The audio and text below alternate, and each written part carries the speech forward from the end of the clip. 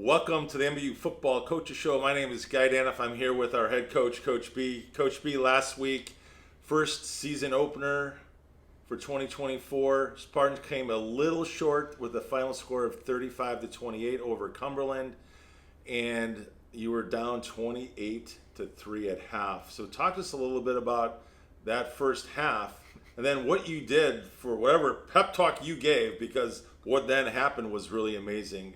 As for those Spartan fans that were here, they actually saw. Yeah, well, the first half, in a lot of ways, couldn't have been any worse. Defensively, especially, I thought our offense, we were still trying to find our groove, but defensively, we just couldn't stop them at all. They threw a few things at us that was new. I think, when you go into a week one, it's hard to exactly know what you're going to see and right. what adjustments they made. So, there was a couple things, but most of what was going on is just guys, I think, playing a little tight, playing a little nervous, first time in a college football game. And, Yep. We just weren't doing our job. And that was something that we talked about on the sideline. We talked about it on Thursday in practice. Like, we ended up stopping practice at Thursday when we really want things sharp. We weren't very right. sharp, and I called them over. I was like, guys, all we ever ask you to do is just do your job. Don't try and do too much. Right.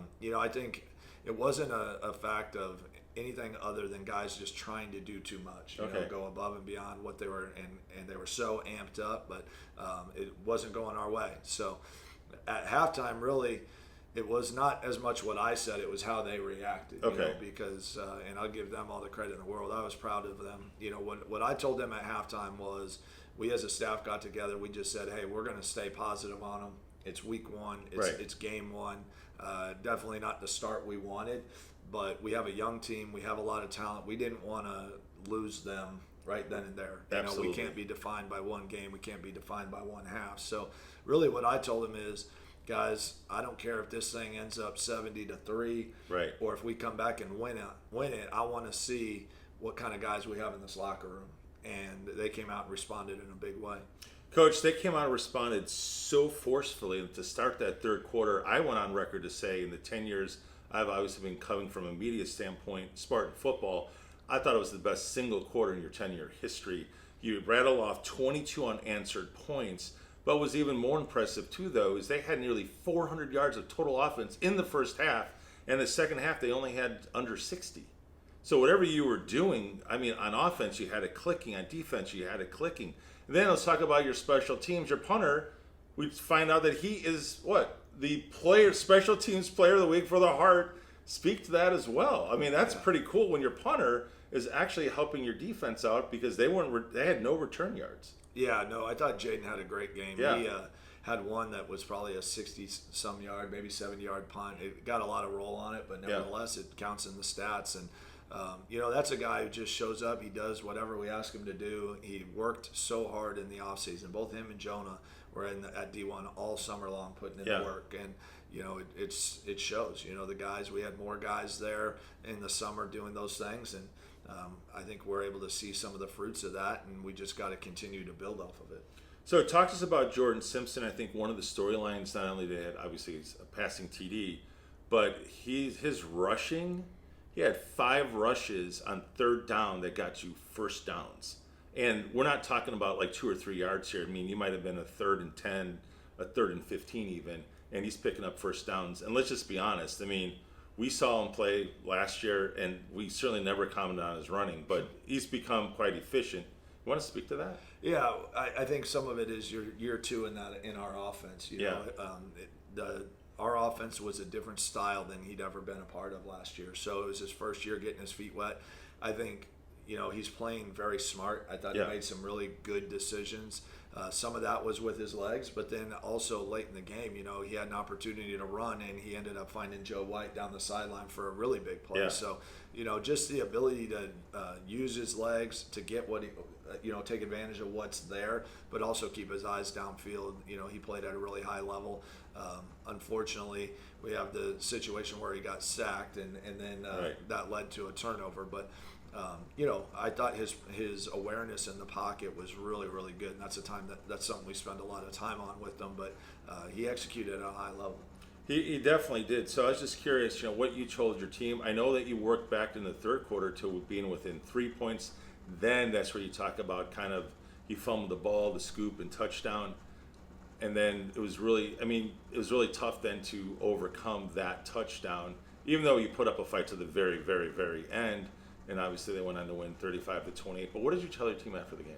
Well, just I was proud of them. I think when we challenged them at halftime, we said, we wanted to know what kind of guys we had in the locker room. We knew that we now know that, hey, we've got a bunch of guys who aren't going to give up. We've got a bunch of guys who can go out and play this game at a high level because, like you said, that period of time in the third quarter was it was explosive. I mean, within 10 minutes probably, and we're one hold on a punt return away from taking the lead.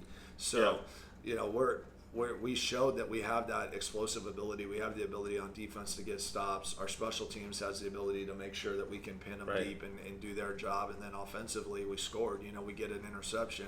First play, we score. It just builds on that momentum. So, the thing I tell them is a lot of times we talk about every day you're building your resume. And what we showed as a team is that this is our resume. This is kind of who we are. And so we've got to really build on that. That's who we are. That's the standard that we set. That's the level we expect them to compete at every week. Okay, so week 1's now in the books. Now we're at week 2. We're back here at home. Obviously, we have 3 consecutive home games, which is very favorable. Weather actually was also good on Saturday, surprisingly, in the low 80s. You're expected to have great weather again on Saturday.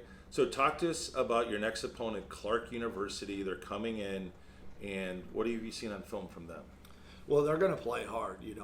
We went up there last year, and it was a close game. We were able to sneak out a win. They opened last week against Midland on the road, so they opened with 2 road games. Okay. They got beat by Midland, and Midland's a good team. They play hard. So, I think both of us, we're looking for our first win. I think both of us are a team that, like Clarke is probably circling Missouri Baptist as a game that, hey, we can go on the road and compete and go get a win. We're sitting there, hey, we're at home. We've got to defend our home field and get our first win there too. So it's going to be about who executes at the highest level. I think, there's positions that we have some advantages at, and there's some positions where they're going to pose some problems. But that's going to be week in and week out in the heart of America. Absolutely. So what adjustments are you making for this week?